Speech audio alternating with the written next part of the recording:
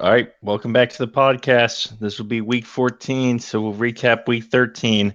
I think if there's a newspaper article for this, if they even print newspapers still, be Jamie breaks the spreadsheet. So congratulations to Jamie.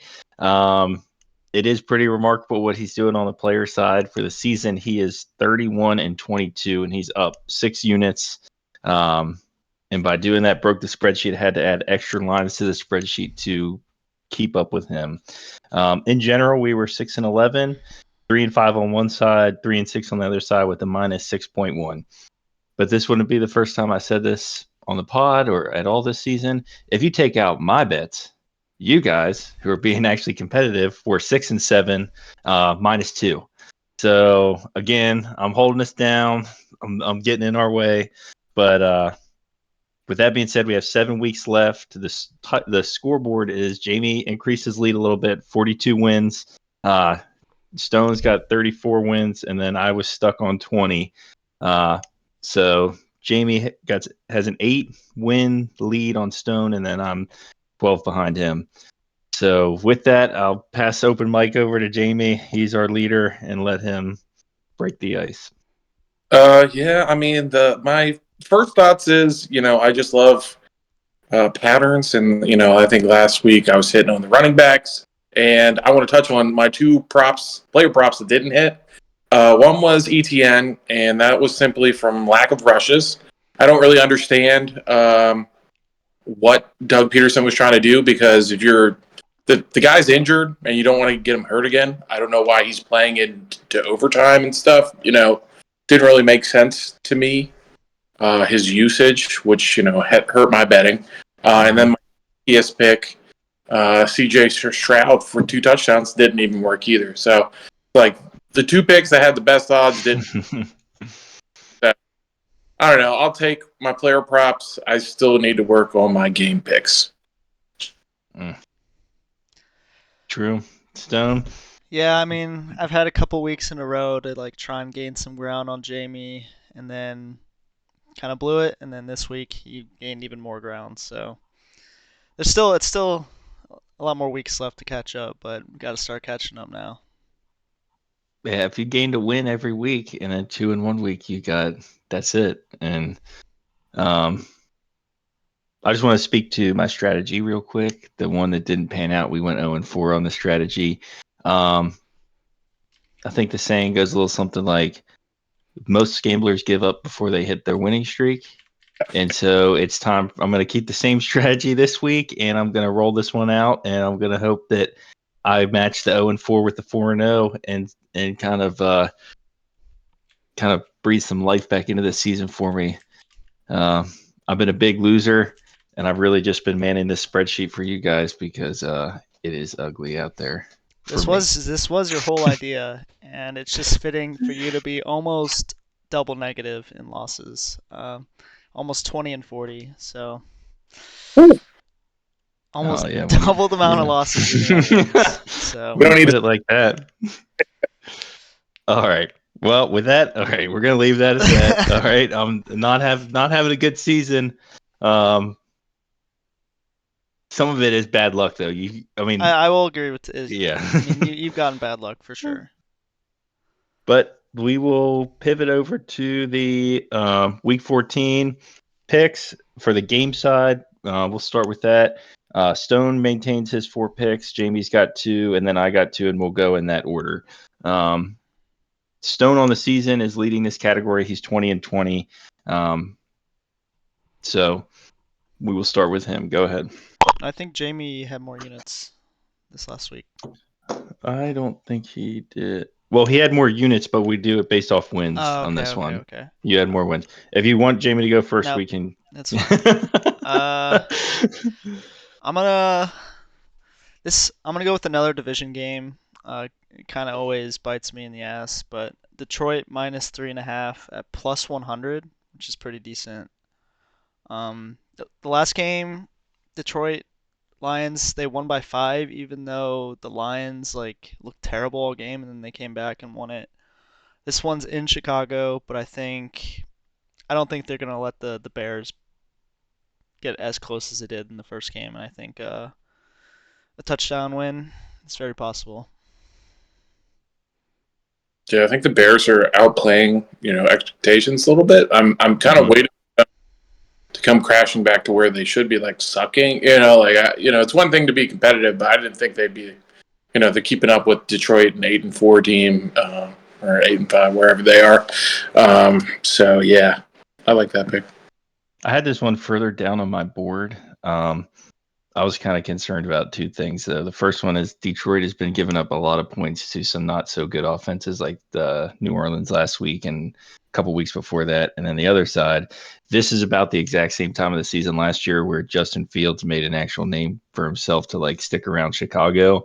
If those two things line up, -3.5 is tough. It was just kind of all very valid points. But even in a close game, winning by a touchdown is reasonable. Reasonable. I would rather have the better team in that game for the division anyway. So, all right, Jamie, you're up next. All right, so I'm gonna go with the best team in the league here. I think they just keep on rolling. 49ers -11 at the Seahawks versus the Seahawks, and that's -110. They played the Seahawks a couple weeks ago on Thanksgiving. They beat them by 18. They just smacked the Eagles. This is clearly the best team right now in the league. I think they keep that momentum versus Seattle, banged up Seattle team at home. 11's a lot. I see numbers like that. It scares me, but I don't ever get them right, so it doesn't matter. All right. So with that, I'm going to go back to the strategy at least one more week. And I'm going to go Denver money line at +130. They are at the Chargers this week. Chargers really threw up a horrible game. 6 points to the Patriots. Did not score a touchdown. Austin Eckler is just not what he used to be. I think Jamie kind of pinged this out a couple weeks ago, and ever since he showed me that, I can't not see it. And then, as far as I don't want to say Quentin Johnson is a miss or a bust or anything like that. I had high hopes for him. I talked about him for a lot this season, but he just doesn't seem to have it. He dropped another ball that would have really helped out the game last week. So I don't see them beating the Broncos even at home, and so I'll take +130 on that and ride it out. I think it's fair to say he's a bust right now. We'll see if that rest of his career, but to drop this many balls and to have basically such a small amount of yardage compared to all of his peers that were drafted after him is kind of crazy. And it's an offense that frankly needs a second guy to step up after Mike Williams went out. And there just hasn't been that guy. And to touch base on the Eckler, the Brandon Staley said they're gonna. I think they're gonna give Joshua Kelly some more reps because Eckler just ain't it this season after his injury. Yeah, the whole Quentin Johnson, it almost reminds me. I don't know if it's this bad, but Laquan Treadwell situation, just a massive bust coming out of the draft. A lot more expectations and just not performing. I actually had the +2.5 for Denver, so I like this pick too. And then I guess do you want me to add that to your card? Was that the next one? No. I was just saying okay. I'm not gonna okay. take that. I feel like it's a little. It's probably doable, but all right. It's a little too close to your pick. But that's all right. Going to the next one. I'm gonna be taking Houston -3.5 against the Jets for -112. The Jets, Zach Wilson's going to be starting again. That's probably the best quarterback they have, but it's still terrible. I don't know what they're doing in there. They could have signed Joe Flacco. Joe Flacco looked good. Could have signed Carson Wentz. Could have signed a number of backup quarterbacks that are better than everyone on that roster. Mm-hmm. And Houston's looked really good. C.J. Stroud is the quarterback the Jets wanted Zach Wilson to be, and I'll take the -3.5. Yeah, this is the line I looked at. I had one I actually marked down I was going to take if someone else didn't take it. So all right. Well, what one do you want to take here, Jamie? It's your turn. Instead, I will take the Vikings -3 at -108 odds. I think, the Raiders had a little peak of, we got a new coach and we have to play good for that guy. And that little honeymoon is over now. They've only put up 18 plus points in the last 5 games. I don't think under 18 wins this game. Justin Jefferson's coming back for the Vikings. I think Dobbs looks a little better when you have a guy that good out there. So, Should make his life a little easier. yeah, I would think so. All right. And so my last pick on this is going to be a Buffalo Bills money line against the Kansas City Chiefs at +108. With that, I think that the Chiefs, I think we've kind of seen there has been a Kelsey regression. I don't know if it's age or if it's just circumstance what he's put himself in right now. But with that, they've just taken and they've extended this, like they've taken it to a logical conclusion of we only need Patrick Mahomes now that Kelsey's not playing at that level that he used to play at. And so, yeah, I don't see them. Buffalo needs to win. If they do not win the rest of the season, they're done. There was a very strange story that just came out a minute ago about the coach of Buffalo using a very strange story to like motivate his team, which threw me off from this. But +108 for a professional team that has to win. I think they come out strong. I'll take Buffalo, and I'll just grid my teeth on this. I'm a Swiftie and a Kelsey defender. He's not slowing down. There's no one else on that offense. He gets to watch the game. They got him bracketed. He's not Tyreek Hill. He can't outrun.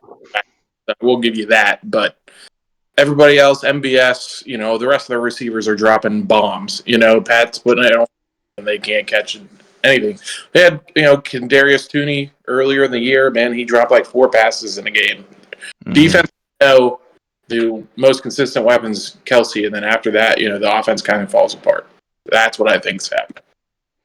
Yeah, and it's in Kansas City. I was looking at Kansas City for the spread, but I was kind of scared of it. Well, now number one, I've lost 2 head-to-heads now, so I can't do a third. And I think the Bills, like you said, their backs are against the wall, and this is a must-win game. So I think there's a huge possibility they come in and just put up a huge fight and try and win the game. In Kansas City, has looked a little shaky, but this is also the time of season when the good teams start really figuring it out. Mm-hmm. So it'll be a good game. My next pick, going back to the well on this one, Indianapolis versus Cincinnati over 44 points. I'm 2-0 on Indy games going on the over. They're 8-4. Indianapolis is 8-4 on the overs. So they have a bad defense and they have a surprisingly good offense. We just saw Jake Browning surprised everyone on Monday night, put up a lot of points. So I think against a worse defense in Indianapolis, they can try and replicate the same thing as last week. And I think 44 is very doable. And then I have one more, right? I don't think anyone else has more. All right. Nope. Let me say something about Indy real quick. I think I read this week they're the only team in the league that scored at least 20 points in every single game. So you think if it's at 44, you end up with a 21, and yeah, that's a good pick. Yeah, and the line's -1, so they expected it to be a close game with Cincinnati slightly favored. So, yeah. Last pick, I guess. I didn't get as much time to look at the lines this week, but I really hate this one. But Falcons -1.5 against the Tampa Bay Buccaneers at home. I don't know. I don't like the Falcons, but they seem to win games somehow. They have a decent defense. Tampa Bay's looked shaky all year, and Desmond Ridder has historically been good at home. So I'll take the -1.5. It's kind of a pick 'em. But last week, the lines that I hated, I ended up winning both of those. And the lines that I liked the most, I lost both of those. So it almost shakes your confidence. Like, yeah, exactly. Am I just totally off? Jamie, did you have any honorable mentions or anything you wanted to add on this side? No, were my only real 3 game picks was 2 and then the Texans. You know, like I said, as the season gets going on further, it's harder to pick these games, and I think my track record of picking games goes to show that I do not know what Yeah, a I good mean, line. even I have the most wins, but I'm 20-20. It's not like I'm like blowing you guys away. I'm more just got some streaks together and got some more picks on the board. So it's definitely tough. Yeah, I think that's the most competitive side. That's where you can really snipe people. Here, there's so infinite picks on this player side. So with that, Jamie's going to be first. He's going to have 6 picks. Then myself with 2, and then Stone with 2. So Jamie will have 4 picks in a row at the end. A real opportunity for him to add to his already massive lead right now. So Jamie, first pick. Go ahead. Since we're recording this before the Thursday night game, I want to get a Thursday night pick in here. Mm. I'm going to take Zeke's over at 61.5 rushing yards. That's at minus 120. Pittsburgh has the 22nd ranked run defense. Should get plenty of opportunity now that Ramondre Stevenson is injured. He's out for this game. I'm thinking he's going to have 18 plus touches. This is going to be a low scoring game. This is going to be tight.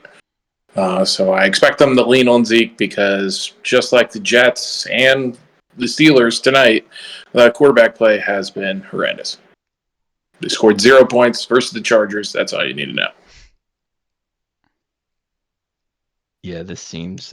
I have this one on my personal card. I already got it in because the game's going to start soon, and I kind of sprinkled in a touchdown there for him too. I just don't. If they do score a touchdown, who else is it going to be? Hunter Henry? I don't think so. Anyway. That's where I'm at with that. So my first pick, same strategy. Got to get some money back, and with that, I am going to take Russell Wilson over 1.5 TDs. And that is going to be for plus 122. They are playing the Chargers. I have them on my money line. I like these over 1.5 touchdown bets. I think that they are easy. I don't want to say easy to hit, but players that seem like they have the odds are good for something that is likely to happen if they're going to score points.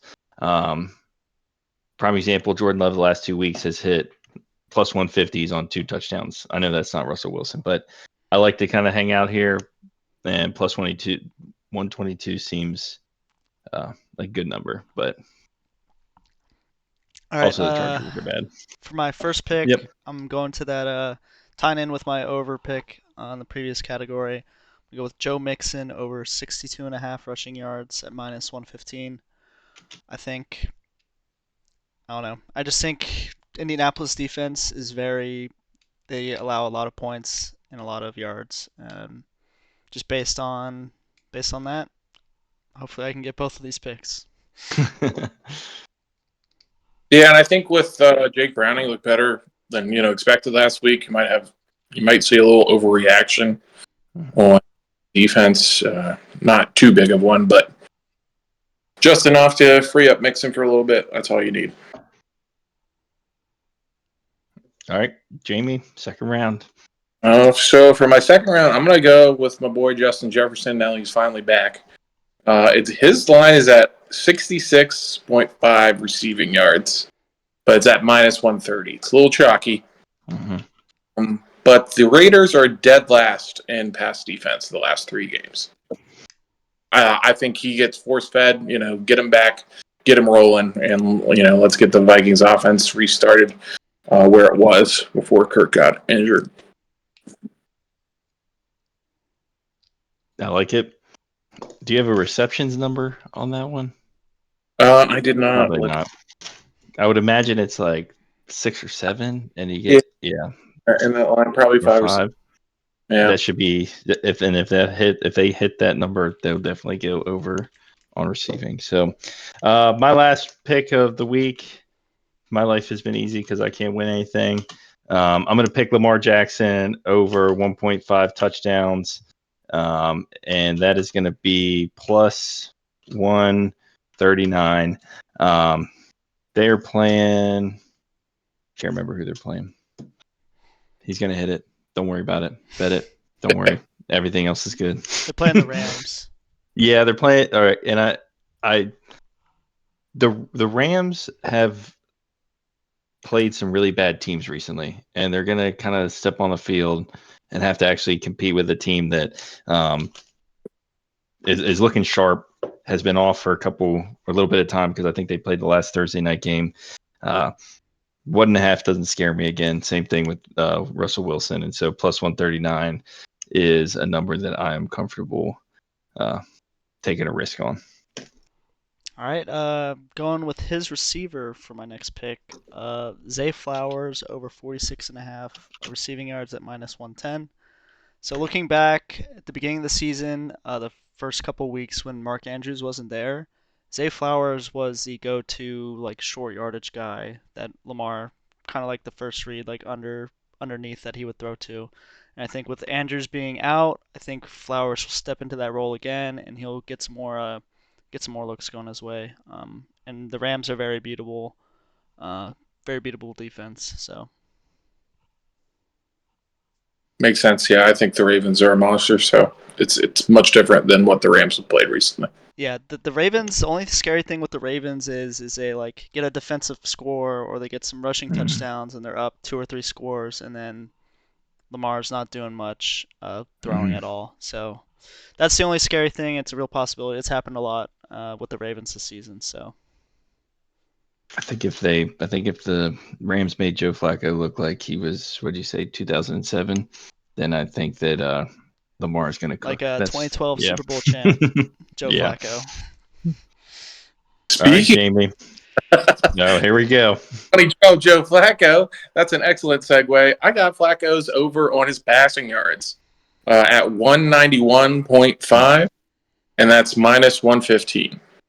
They're playing Jacksonville, which I don't know if you guys saw, but they just gave up 300 yards to Jake Browning. They are the 30th pass defense in the league. Flacco did look good, so let's roll the dice on him again. When I see passing totals that are that low, Yeah, it's like you might as well. I mean, you might as well. Jacksonville is a great defensive team, or else I guess they're thinking maybe there is going to be a lot of running in this game and short game, but I don't know. I like that one. Mm-hmm. My next one, I'm going to go with Jared Goff at over 1.5 passing touchdowns. Mm-hmm. That's at minus 110. Chicago ranks 21st in net yards per pass attempt allowed and 25th in passing yards allowed and 30th in passing touchdowns allowed. So a little reasoning for my pick. They get back on track or it's a high-scoring game. Either one, I'll take. So you're moving on. I have 2 more. Yeah. I got Chris McCaffrey at over is 79.5 rushing yards. You know how I like my running back. He had 114 the last time they played Seattle, and Seattle's not a great rushing defense. Again, I just feel like the Avengers are back. They're going to be up in this game, and they're going to run. And, I mean, even versus the Eagles, you could see, if they get a good run, McCaffrey almost gets 10 yards a carry. And it's so 8 carries. I mean, I think he can do this any day of the week pretty easily. It is a high line, but I'm taking it. And then for my last one, I am doing Mike Evans over 73.5 receiving yards at 115. He has only had under 70 in one of the last 5 games played. He had 82 and a touchdown last time these two teams played. He's vibing with Baker, so I like Evans. Cleared 1,000 for 10th straight year, whatever. Every year he's been since he's been in the league. So leaning on my boy. Sheet looks broken there. Yeah, I think I left something out here. Let me try something here. It'd be so cool. All right, there we go. It'd be so cool if you win 4 this week. Don't say that. And you get 7 picks next week. Just become the Jamie show real quick. All right. Did you have anything you wanted? Any honorable mentions, Stone, or anything like that? No. I had one that is going to segue us into the touchdown, so I'll wait until we get on that side. And so last week, oh, I'm sorry, Jamie, what's up? No, I said don't even ask me. Yeah. Well, you guys took none of my picks that I researched. Yeah, you got plenty of picks. You don't need any extra picks. All right, so who wants to go first? I do. I wasn't as ready as I thought. I got to check something. I'm ready. All right, go ahead, Jamie. I know that isn't on the sheet, and it's tonight. I'm taking a Zeke touchdown at +1. Say that again. What was the +185? A lot of value here. Whew. Yeah, it's like if the Patriots are going to score a touchdown, do you think it's Bailey Zappi or Zeke? No. It's definitely not Hunter Henry, I can tell you that. Yeah, it's gonna be Zeke. The Patriots So? have like held like their past 3 opponents under like 14 points or something, and they've lost every single one. Mhm. They have the lowest points against in the last 4 games. That's never happened in the NFL, and 0-4 Yeah, in all of them. just terrible, just so bad. I'm going with Zach Moss, -165. Back to that over under game I have. I'll be high scoring. Zach Moss kind of had a weak game last week, but I think against the Bengals rush defense, the terrible Bengals rush defense, Moss will get on the scoreboard, and -165 is kind of bad odds, but whatever. Don't Kind of worry, I'm equals gonna out make though. up for it. Yeah. Hey, All right, so I got one that probably I hit my Taysom Hill last week. Who were they playing? The Lions gave up a ton of rushing yards to a ton of rushing yards to a quarterback. 2 weeks before that, when the Bears played them, Fields had 100 yards rushing, 18 carries. And Fields right now for a touchdown is +170, and his over line for rushing is at 61.5. As at -140, it's going to move here pretty soon. But I'm going to take Justin Fields for a touchdown. Kind of crazy to bet a quarterback here, but that's +170. And with that, that'll give us 1,100 odds, even with the -165. I think he runs.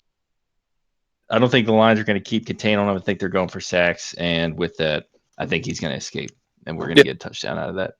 and I wanted to touch on the player props that I thought maybe you would talk about when you brought that up. But the whole reason Justin Fields did well down the stretch last year is because he was running like a maniac. You know, he was getting close to 100 yards a game. Yeah. Yard rushes. He was going rushing. So I don't know. I think it's a good pick. Yeah. I had Fields plus over 61.5, like I just said. I didn't get an alt line on that, or I probably would have laid it instead of doing the touchdown. It was on my notes, but that'll be on my personal card. All right, that's week 14. Has anybody got any last minute outliers or anything? Ready to watch Zeke make me some money. I'm ready for this bad quarterback play and these unders to stop hitting. Yeah. That would You better. It won't be tonight. It won't be tonight. So with that, gamble responsibly. Thanks for hanging out with us this week, and we will see everybody next week. And we'll only have 6 episodes left to close out the season. So, see ya.